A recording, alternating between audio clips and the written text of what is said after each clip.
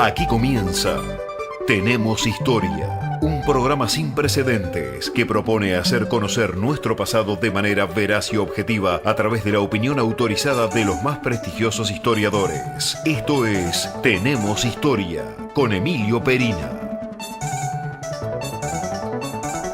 Muy buenas, ¿cómo están? Soy Emilio Perina, es un auténtico gusto, un verdadero placer para mí estar aquí haciendo Tenemos Historia, el programa, el espacio de radio donde nos proponemos conversar con historiadores, académicos, profesores universitarios, médicos, oftalmólogos, maestras, periodistas, escritores.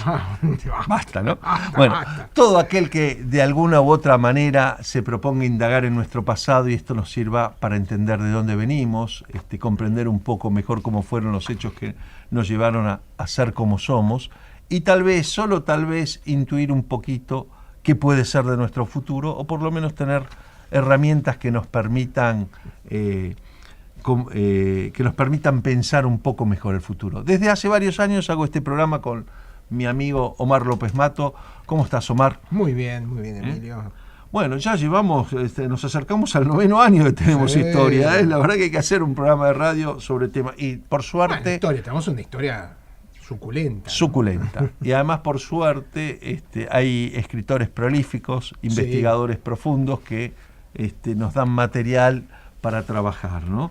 Oye, bueno, y justamente lo comentamos en programas anteriores, la avalancha de libros de historia sobre la década del 70. Claro. Los 70. Bueno. Es decir, que es un periodo que, bueno, hoy estamos viviendo sus consecuencias. Estamos viviendo sus consecuencias lo viviremos, ¿no? Y hay mucho que escribir sobre los 70 porque no se nos ha dicho toda la verdad. Entonces, cuando quedan esos agujeros, aparecen las necesidades. Pero antes de presentar a nuestro invitado de hoy, ya lo vamos a hacer, vamos a cumplir con todas las formalidades del programa. Recordarles que nos pueden escribir a programa tenemoshistoria@gmail.com, que el programa está siendo grabado por Daniel Villarroel y que va a estar en internet.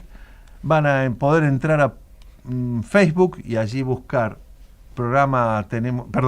primero Olmo Ediciones, para buscar los más antiguos programas, ¿no? Los primeros años. Allí linkean programa Tenemos Historia y están las grabaciones de los programas de años anteriores. Y ahora, entrando a Facebook directamente a Tenemos Historia, sin la palabra programa, Tenemos Historia, están los de los últimos 2-3 años ahí colgados, así que se pueden volver a ver y a escuchar. Bueno, anticipamos, decíamos que hemos vuelto sobre los años 70 y es el regreso de Perón, pero desde La trama de Madrid, libro de Juan Bautista el Tata Joffre, los documentos secretos sobre el retorno de Perón a Argentina, editado por Sudamericana.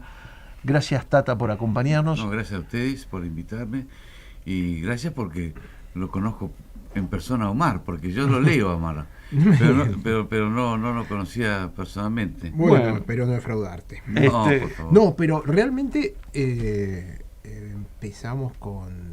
Realmente este es un libro de historia.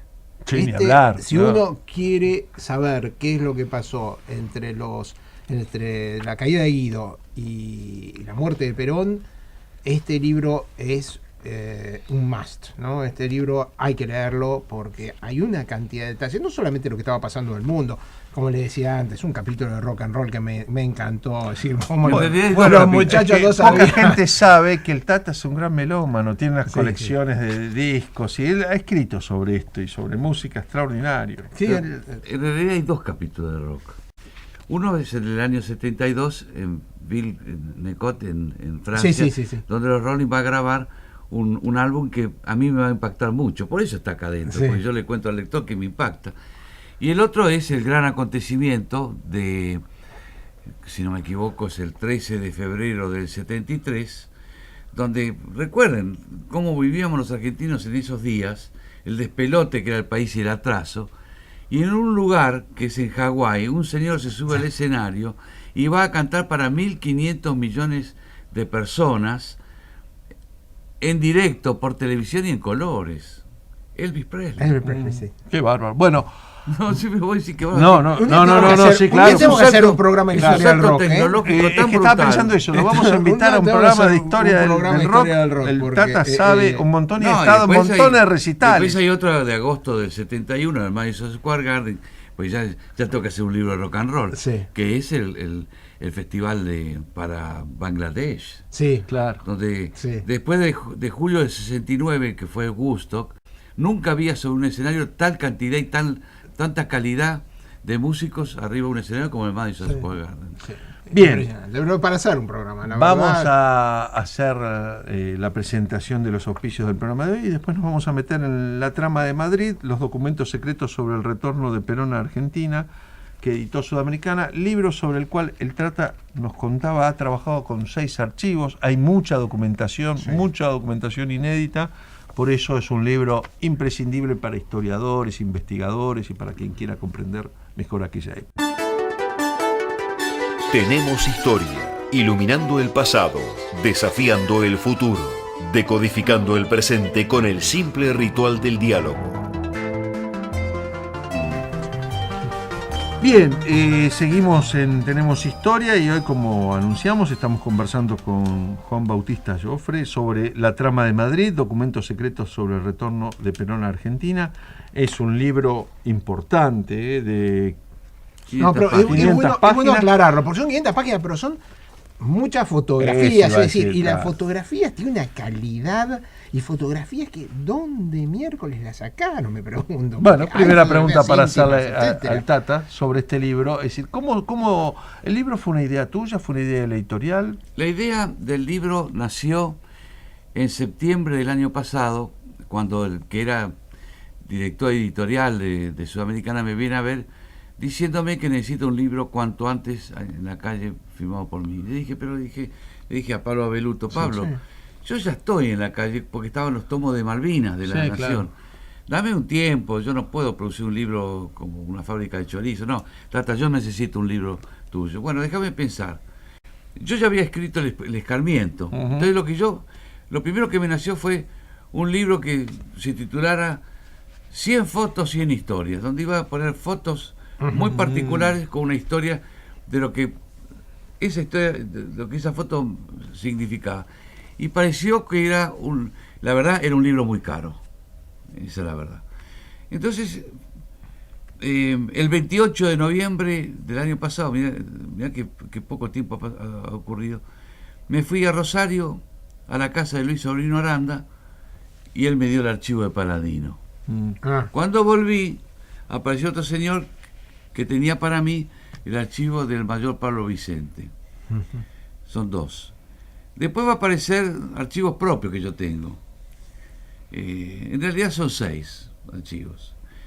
Hay 2 de ellos son fotográficos. El 2 de enero me puse a escribir. Es decir, me fui a La Pampa, como siempre hago, al campo de mi familia política. Me siento ahí, ordeno el material. Después vuelvo y tengo algo que es muy particular para mí, ¿no? Pero cada uno tiene su método. Yo me paso 48 horas con los auriculares puestos. Ujú. ¿Y eso qué? ¿Y qué escuchas? Escucho la música de la época sobre la que me voy a referir. Porque eso me abre. Mira, me interesante. surgen ideas, Sí, sí, viejas sí, cosas sí. de uno. Voy anotando viejos temas, los que más me impactaban en esa época. Y así nació el libro.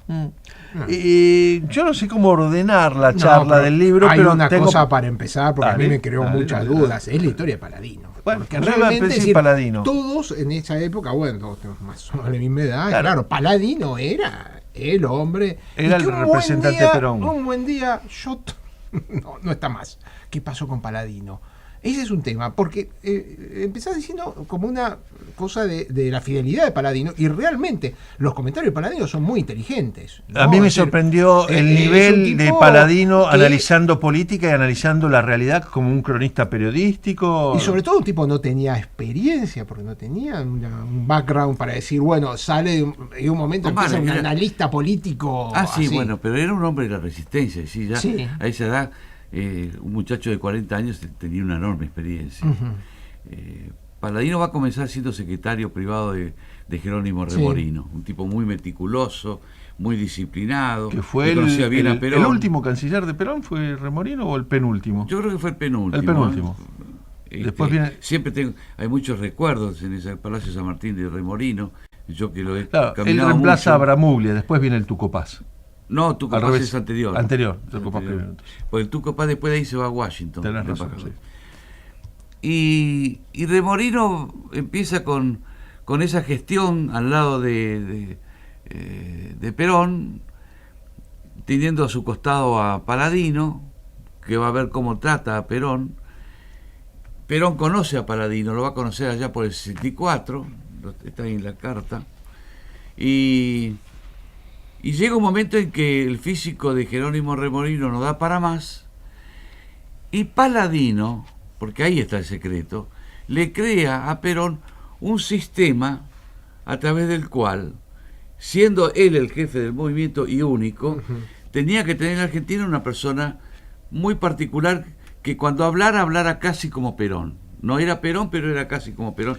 Sin eso del peronismo sin Perón. No, eso no era, porque Paladino no era eso. Disculpame aquí una interrupción. Hay que poner, sobre todo a los oyentes jóvenes, en la idea de que en 1965 una comunicación telefónica con España podía demandar 24 horas de la Argentina. Exacto. O más. No había DDI. No había DDI, no había televisión color, no había internet. Sí, no había fax. No había fax, solo existía el Telex, era lo más. Recién se lo van a poner a Perón a fines del 70. El Telex en la casa. En el 71. Un Telex en la casa, después se van a agregar otro. Va a tener 2 Telex en la oficina. Y eso para ubicar a los chicos de que la comunicación desde Madrid a Buenos Aires era muy compleja, más allá de los espías, de los antiperonistas, de las interferencias, digamos. Eran cartas, eran informes. Después va a nacer el cassette. Geloso, claro. El cassette. Sí. Entonces las últimas cartas de Paladino están grabadas en cassette. Ah, mira. Pero él, como él las leía, y ese escrito después lo pasaba al archivo, por eso lo tengo en el libro. Pero le está hablando a Perón, y Perón a su vez contestaba en los primeros tiempos a través de discos. Discos de pasta que iba a buscar o Paladino, o una chica muy jovencita que va a empezar a trabajar al lado de Paladino, que era una licenciada en Bellas Artes o publicidad, que se llama Norma López Rega, a quien Perón le puso el título de Correo del Zar. Dentro del equipo de Paladino va a conocer a un señor que era mayor que su suegro, que se llama Raúl Astidi. Ahí van a tener una relación. No le cae nada simpático al padre. No le cae nada simpático, sí. Pero después congeniaron a la larga. Sí, digamos que Lastidi fue una ficha más dentro del juego de López Rega, esa es la verdad. Bueno, pero bueno, estábamos en Paladino. La verdad que Paladino para mí, bueno, lo vuelvo a repetir, ¿no? Es decir, fue todo un descubrimiento a través del libro. Ahora, por esto, ¿no? Es decir, las crónicas de Paladino, vos ponés algunas crónicas muy importantes de la revista Panorama, hay una cantidad de... Y Paladino está en ese nivel, digamos, ¿no? Podía ser colaborador de cualquiera de esas publicaciones, ¿no? De La Opinión no existía, de Primera Plana. Pero vos te fijaste que siempre con el respeto con que trata Perón. Mi general, permanentemente. Y el respeto, inclusive con que se refiere a gente que uno siente que él no quiere, pero es todo en un tono... No sé que yo lo conocí. Lo conocí una sola vez. Él tenía una oficina allá por Junín y Pacheco de Melo, y un hermano mío me llevó a conocerlo. Necesitaba hablar con Paladino y de paso me llevó a mí. Así que ahí lo conocí al Colorado Paladino. Después no lo vi nunca más. ¿Qué fue la vida de él?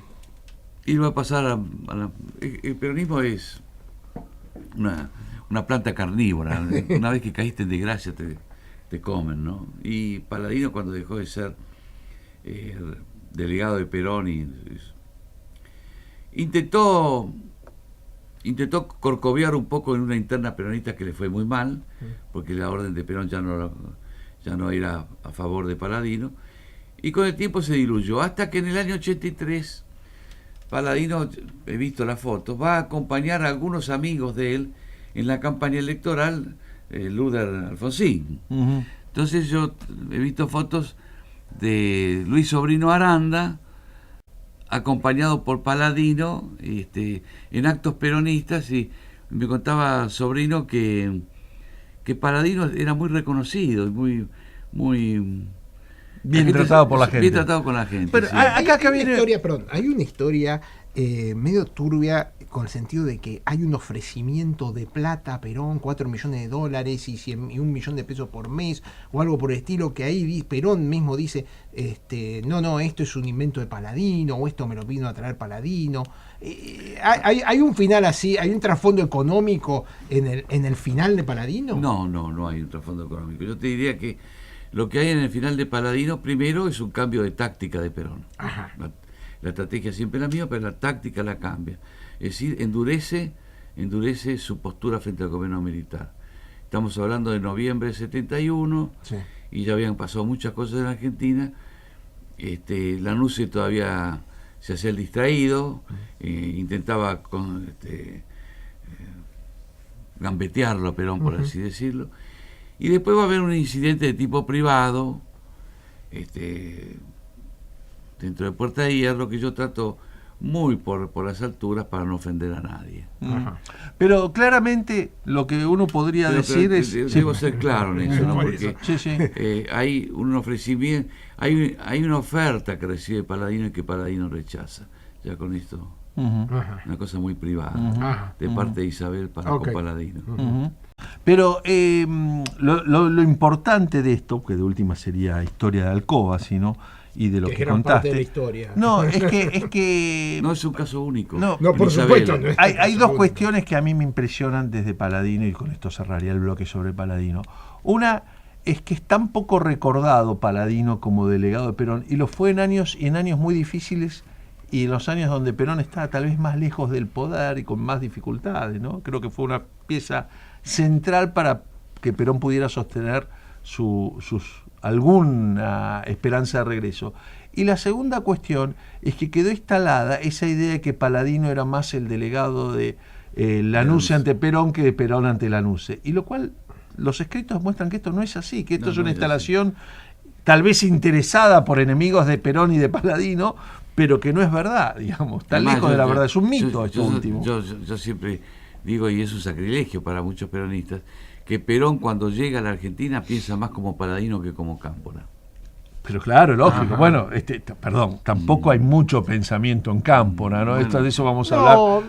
Pero se refiere más a la posición. Paladino se declaraba un anticomunista ferviente. Bueno, ¿no? creo que los enemigos de Paladino fueron los comunistas, y son los que instalaron esta idea de que era el delegado de Lanuse y no de Perón.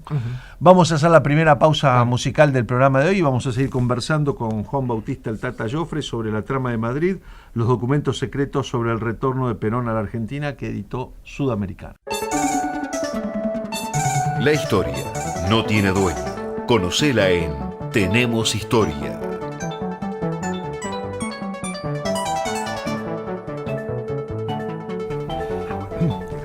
Bueno, seguimos en Tenemos Historia, conversando con el Tata Joffre sobre su último libro, La trama de Madrid, que puede leerse como un complemento del Escarmiento, pero hay una abundante documentación, hay abundante fotografía, hay además algo de un amigo en común que ayuda mucho en el libro, que es la cronología que aportó Mariano Causino, ¿no? Que tiene que ver con su libro y que te ayuda a ubicar la época. Al final de cada capítulo está colocada y creo sí, porque en los días en que se estaba haciendo el libro, la coordinadora me dice, Tata, había que poner una cronología al final para que la gente joven entienda qué pasaba al mismo tiempo. Claro.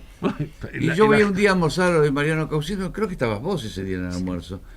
Y Mariano me dice que estaba haciendo eso, o él me lo había mandado por mail para que yo se lo corrigiera. Dije, Mariano, ¿querés participar en mi libro?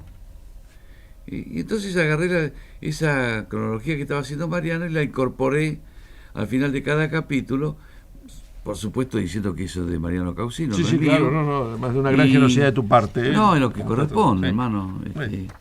Pero una de las cosas que aparecen entre los documentos, los comentarios políticos, las citas, hay cartas de Perón, hay pedazos de artículos y tapas de revistas famosas de la época, 7 días, Primera Plana, Cristianismo y Revolución. Yo nunca había visto ejemplares de Cristianismo y Revolución, a pesar de todo lo que he leído sobre esa revista. ¿Vos te das cuenta del grado de estupidez que tenían los militares? Importante. Bueno, porque eso es una cosa. El Cristianismo y Revolución era el órgano de opinión y de publicaciones de los comunicados de las organizaciones terroristas, y se vendían en los kioscos de Buenos Aires, hermano. Sí. No, impresiona algunas cosas. Y era un gobierno de una dictadura, ni siquiera una democracia, una dictadura. Pero hablando de eso, lo que para mí fue toda una novedad, y lo confieso así abiertamente, a pesar de que se supone que yo leí mucho sobre el peronismo, es tanto diálogo entre Onganía y Perón. Tanta comunicación, tanta buena onda, casi se podría decir. Bueno, eso no lo tenía. Eso lo va a contar Bobby Roth.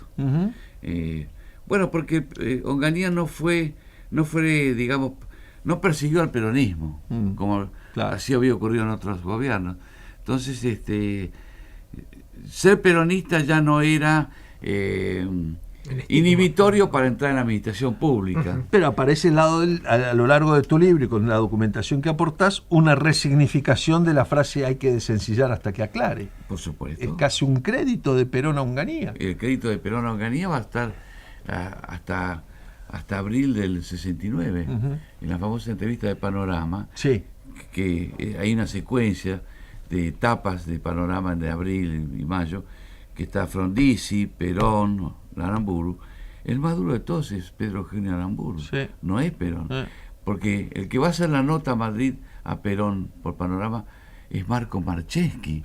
Entonces llegan desarrollismo. Sí, por eso te lo estoy diciendo. Claro. Pues, más, llegaron a un acuerdo donde Marco Marcheschi hace una síntesis de ese reportaje a Perón, y Perón la avala, donde Marco Marcheschi dice que Perón no ha roto con el gobierno de Onganía, pero sí está en desacuerdo con su política económica. Entonces, todavía había canales de comunicación. Es más, en el Cordobazo, Perón no lo dice en este documento, pero se lo va a decir a Pavón Pereira. El Cordobazo tiene características de izquierda. No hay ninguna bandera, ningún significado peronista en el Cordobazo.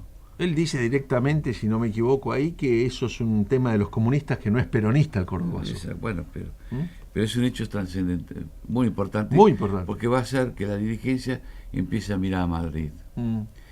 Porque hemos visto, Emilio, que Perón muchas veces podía haber vuelto, pero los astros no estaban alineados. En el 64, cuando Perón es frenado en el Galeão, en Río de Janeiro, entre los oficiales brasileños va a haber un norteamericano disfrazado de militar brasileño. Es decir, Estados Unidos no estaba de acuerdo. Yo no lo he puesto acá porque me iría muy atrás, pero yo tengo un cable de Rogers, que era el secretario de Estado de Johnson, prohibiendo a Perón, instruyendo a sus embajadores, ¿no? Que Perón no podía sobrevolar territorio norteamericano, y que cualquier movimiento que hubiera alrededor de Perón que fuera detectado, que le informaran directamente.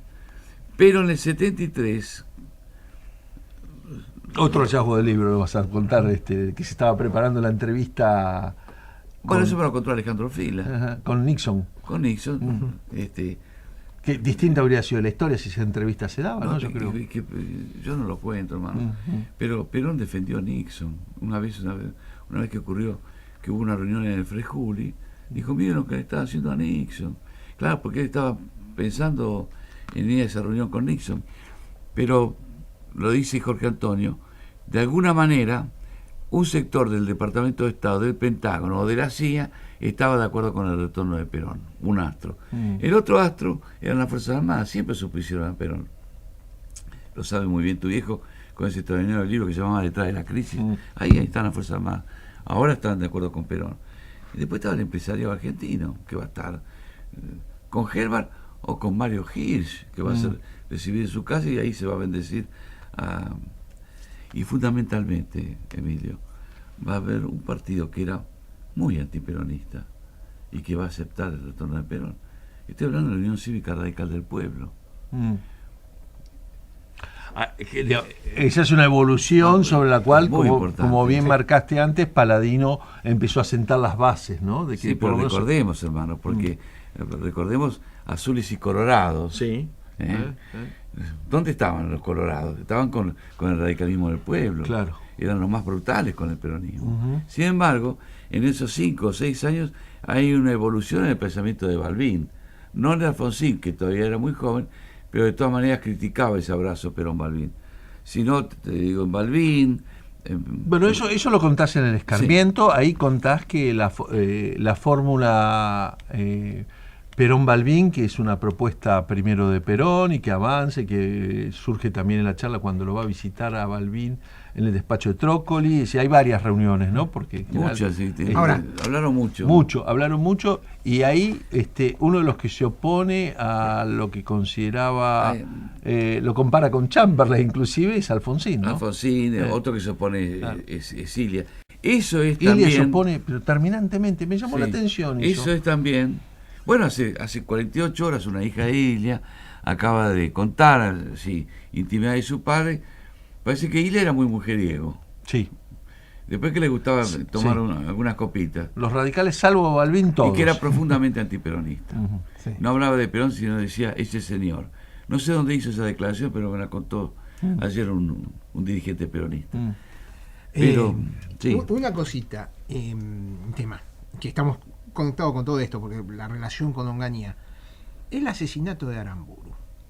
Porque ahí vos es como que sembrás algunas dudas sobre la versión de Montoneros, sobre la versión del descamisado, ¿no? Que no fue tan así. Es decir, hay un tono dubitativo en lo que vos estás contando, lo que se conoce hoy como la versión oficial de la muerte de Aramburu. Porque aparte surgen contradicciones. Arostito dice, no, lo matamos tal día, lo había matado otro. Voy a agregar algo y proponer una pausa y hacemos un poco de misterio. La otra es, ¿qué tenés sobre los diálogos entre Perón y Aramburu? Que es otro tema que me parece que complementa esto. Ahí entra en juego otro personaje de ustedes, los desarrollistas. Ahí sí es. Vamos a hacer la segunda pausa musical del programa de hoy y seguimos conversando con Juan Bautista el Tata Joffre en torno a su libro La Trama de Madrid, los documentos secretos del retorno de Perón a la Argentina, que editó Sudamericana, pero nos vamos a veces a La Trama de Madrid, volvemos al Escarmiento. Bueno, es la época, ¿no? Así que vamos a la pausa musical y ya volvemos. Tenemos historia. No seas indiferente a tu futuro. Conócela.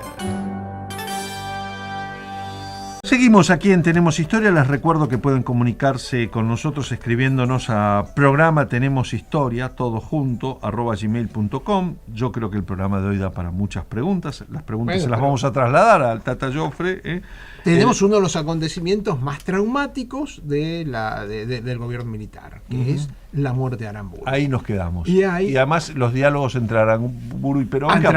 Entre Aramburu y Perón. Otro tema que estuvo por muchos años oculto a la generalidad de la gente, ¿no? De que Aramburu tenía también una relación muy mala con Onganía. Bueno, lo acaba de decir en los tres presidentes que hablan en la revista Panorama, que eran Frondizi, Perón y Aramburu. El más duro con Onganía es Aramburu. Tata, te escuchamos. Lo más importante para mí de este informe, que va a comprender el caso Aramburu, hay 2 informes de Paladino, es la certeza de que el peronismo no fue, ni participó, ni es responsable de la muerte y asesinato de Aramburu. Lo está diciendo el delegado personal en un informe secreto que ahora sale a la luz. Paladino va a dejar entrever lo que son los comentarios de aquellos días en la calle de Buenos Aires, que había una cierta afinidad con algunos personajes cercanos al gobierno. No va a dar nombres porque no puede darlos, no los tiene, porque el peronismo no tenía una inteligencia, por decir inteligencia informativa, pero tenía acceso. Y la verdad es que muchos de los muchachos que después pertenecieron a Montoneros habían entrado a la Casa de Gobierno en algún momento. Siempre se lo señaló como habiendo tenido alguna relación con IMAS. Siempre se lo relacionó con la Juventud Católica y el nacionalismo, que había por lo menos márgenes que se tocaban con el onganiato. Pero hay que tener en cuenta un hecho. a él lo van a asesinar en el año 70, pero previamente Fernando Abal Medina y Norma Rostito van a pasar por el campo de entrenamiento de punto cero en La Habana, en el año 67. O sea, ya es una intervención del proyecto, es la tercera o cuarta, pero en el tema Onganía vos ves también una intervención... Y bueno, Fernando estaba ahí. Cubana. Esto estamos hablando del año 70. Y ya habían pasado por ahí. Había pasado García Lorrio, Cristianismo y Revolución. No, ya la Argentina estaba soportando un ataque ya un poco más fuerte. Había comenzado en Orán con Massetti en el 64. Sí. Pero punto cero se abre. Y Bengochea también. Sí, el Vasco también había pasado por Cuba. El Vasco en el 64. Al Vasco le va a explotar el departamento de la calle Posadas. Sí, se van a cumplir ahora 50 años de ese episodio que es casi tragicómico, ¿no? De lo grotesco que ha sido la violencia en la Argentina. Pero no tenés que olvidarte, Emilio, que en agosto del 61, el Che Guevara viaja en secreto a la Argentina y se entrevista con Frondizi. Bueno, ¿cómo me voy a olvidar de eso? No, pero en el 61 también se abre el campo de entrenamiento de guerrilleros en Cuba. Así y el primer alumno es un argentino. Es Massetti. Massetti, sí, no lo digo yo. Sí. No, lo está cuenta, contado por el propio... No, lo cuenta este hombre de la intimidad del Che Guevara, que lo va a acompañar a Bolivia. No, CBDB es un hombre de los servicios y no cubano, pero cubano. No cubano. No cubano. Este es un cubano que Abelardo creo que se llamaba. Ya me va a salir. No, y además por ahí después van a pasar el Bebe Cook, un montón de gente. No, Cook ya había muerto. Cook muere en el 67. En el 68, estás hablando del 68. No, porque recién te referías al 61 cuando se abre el sí, después va a ir el Bebe Cook, pero yo te diría que Bebe Cook no tuvo entrenamiento militar. El momento se sacaba es ese, fotos de militar. Pero el momento del proceso cubano en Latinoamérica es el momento en que la Guerra Fría se introduce en el continente, que es lo que Frondizi pretende evitar y fracasa en su intento, y ese es el movimiento donde se aceleran ciertos procesos que van a desencadenar en la violencia política de los 60 y 70, básicamente, ¿no? Parece que ahí hay un punto de casi de partida de nacimiento de todo eso. Pero volviendo al crimen de Aramburu, a Rostito y Fernando Abal Medina pasan por Cuba antes del secuestro de Aramburu. Sí, son entrenados. Son entrenados en el marco de la OLAS. Te voy a dar fecha. Julio del 68. Donde también Santucho ya empieza a viajar. ¿Vos me sacaste fotos de un organigrama? Sí, me acuerdo, lo tengo. Está en mi teléfono todavía. Está ahí.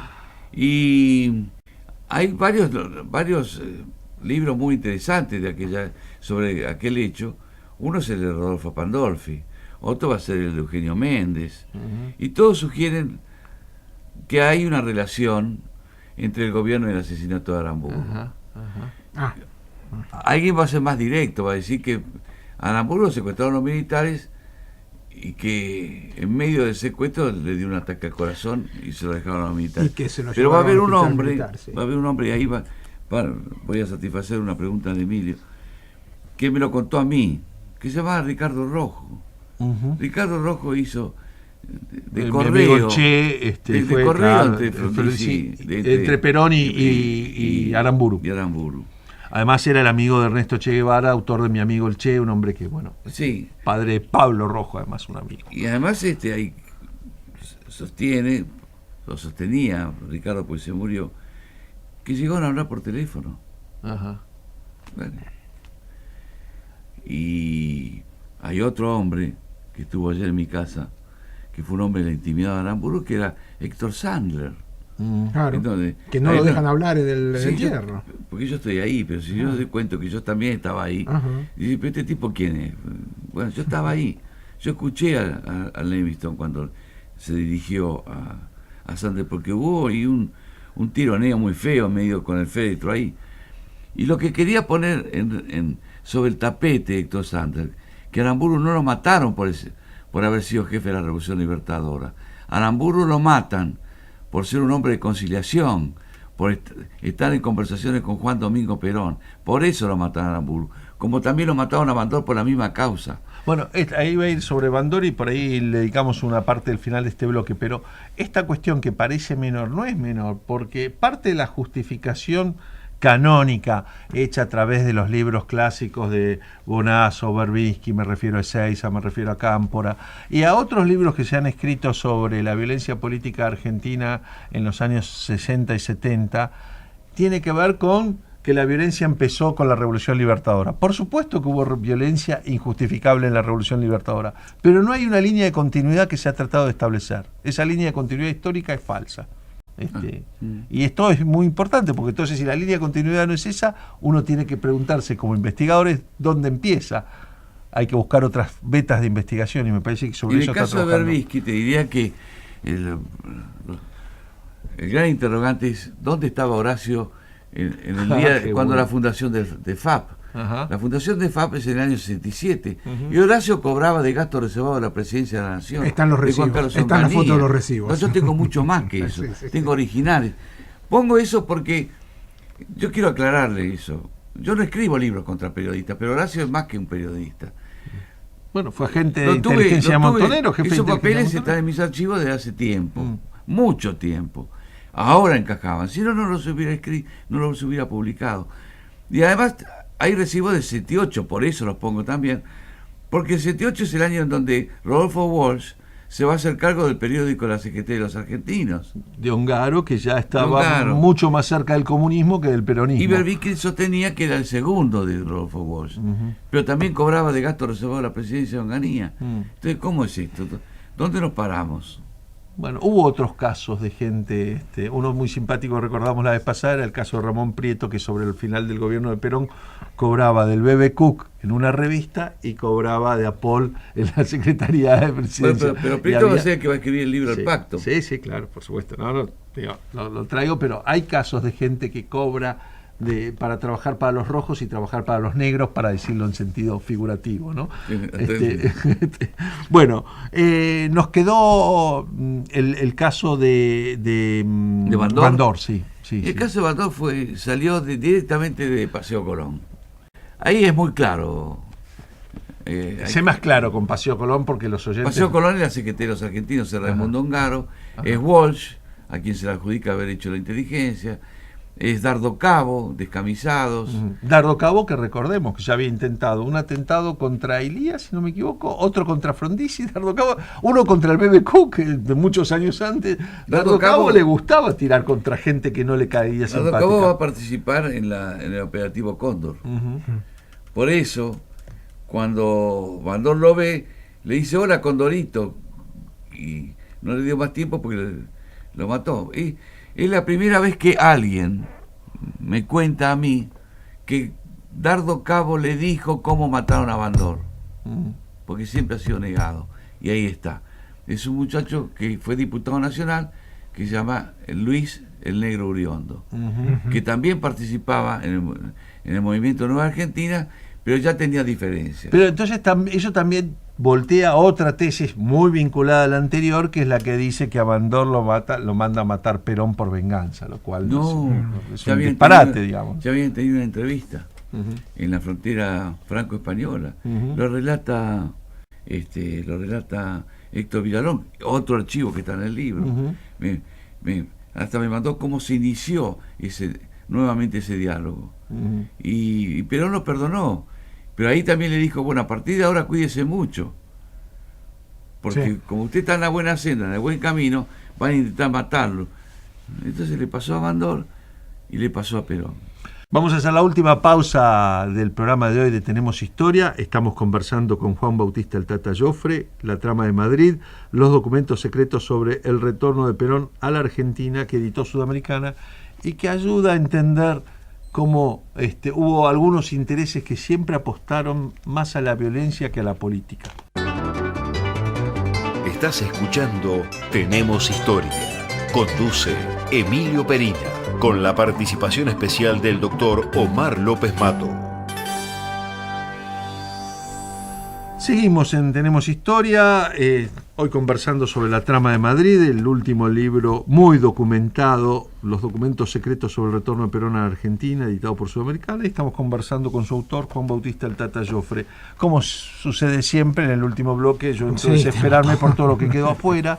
Y realmente en el caso de este libro es mucho, porque hay mucho para leer entre líneas, para revisar. Este es un libro de historia, este es un manual de historia. Es decir, si uno quiere saber qué es lo que pasó, está acá. Te voy a decir una cosa, en general los libros del Tata no son simples de leer, pero este me parece que es el libro más madurado del Tata. Por eso que te digo, es más didáctico. Es el más lineal, el más didáctico, está mucho más madurado que Nadie fue, que Fuimos Todos, que La trama de Madrid, El escarmiento, que 1982. ¿Te parece?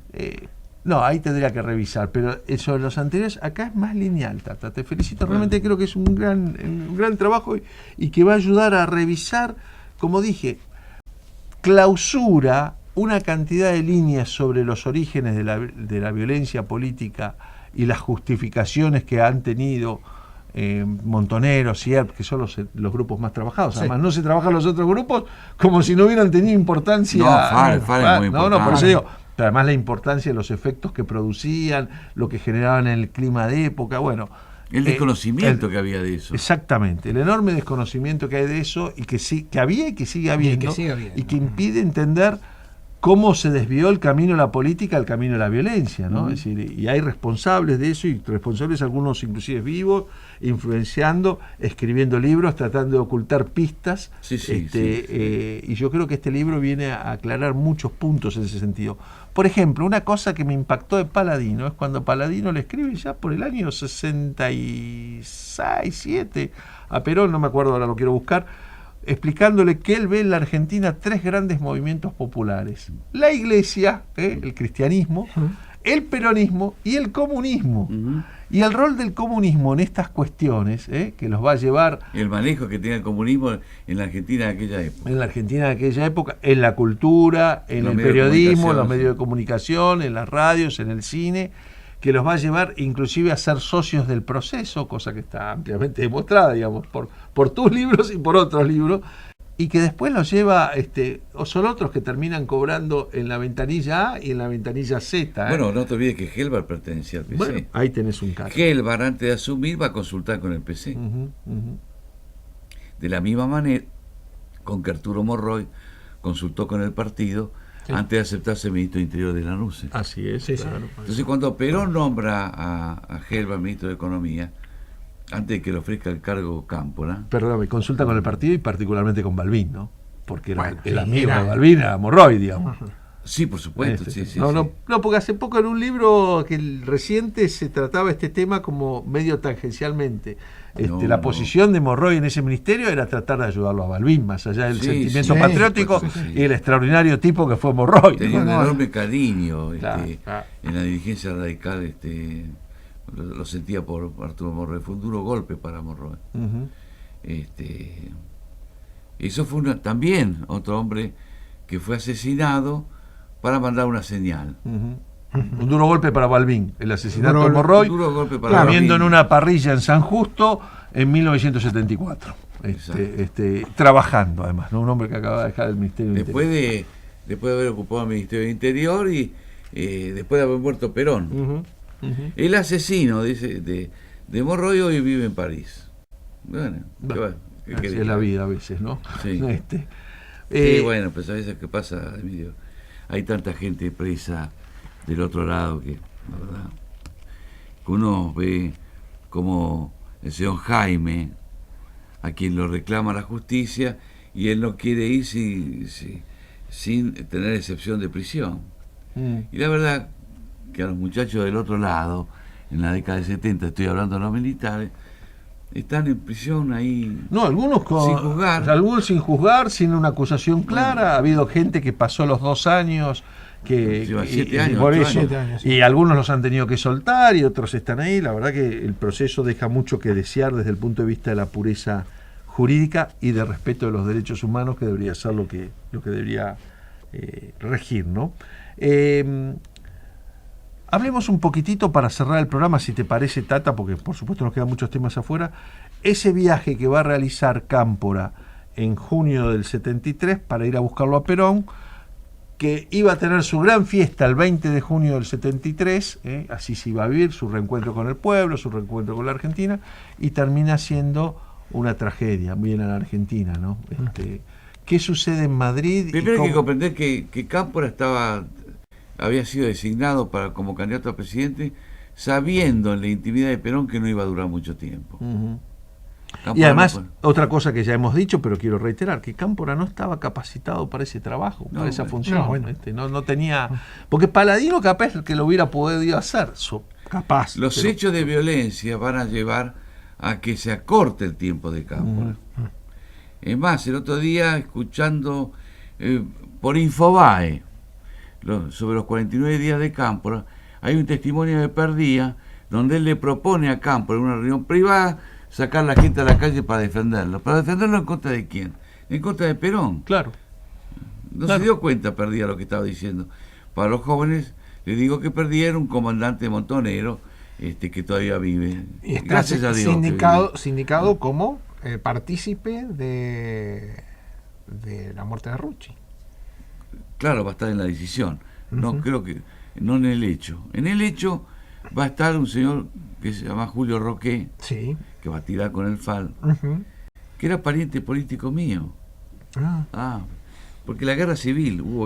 Acá hubo una guerra civil, sí. Él estaba en pareja con una prima mía cordobesa, la Gabriela Joffre, que había participado en el asesinato de Juan Carlos Sánchez. De general. Sí. El hermanito de Gabriela era fundador de Montoneros en Córdoba. El otro, la hermanita de Gabriela, era de Montoneros. Era todo un... para que vos veas que dentro de una propia familia había... Han tocado los dos un concepto que yo adhiero y además me propongo trabajar en los próximos años, que es el explicar de que hubo una guerra civil, a veces encubierta, a veces no tanto encubierta, en el marco de la Guerra Fría, que era donde se atizaban los dos. Ya sé que estás trabajando. Yo sé que sí. Igual yo me voy a dedicar a un periodo muy cortito, pero yo te voy a consultar además. Cómo no, con mucho gusto. Pero creo que esto es algo de lo que hay que revisar, que en los últimos años ha habido toda una historia oficial, entre comillas, de vuelta falsa, de vuelta escrita básicamente por Berbrisky, Bonazo, algo de Felipe Piña también ha contribuido, y otros autores, que creo que hay que desmitificar, porque si no nunca vamos a alcanzar el conocimiento de la verdad. El problema de Felipe Piña es que él no vivió los hechos. Sí, lo peor Felipe es que Piña, el día del 24 de marzo del 76, estaba trabajando en una casa de venta de artículos del hogar, en Quintana y Callao. En cambio nosotros hacíamos periodismo. Sí. Los dos. Claro. No vivió y lo eso. más dramático es que parte de estas versiones míticas están llegando a la juventud. Los libros de Felipe Piña se usan para estudiar en el Colegio Nacional de Buenos Aires. Fotocopia de los libros de Felipe Piña. Yo espero que empiecen a revisar la fotocopia de los libros. Este es un problemita, es decir, ¿qué es lo que le enseñamos a los chicos? Claro. Pero contame un poquito cómo fue el trato entre Perón, porque es decir, Perón ya estaba enojadísimo con Cámpora y sentía que Cámpora no...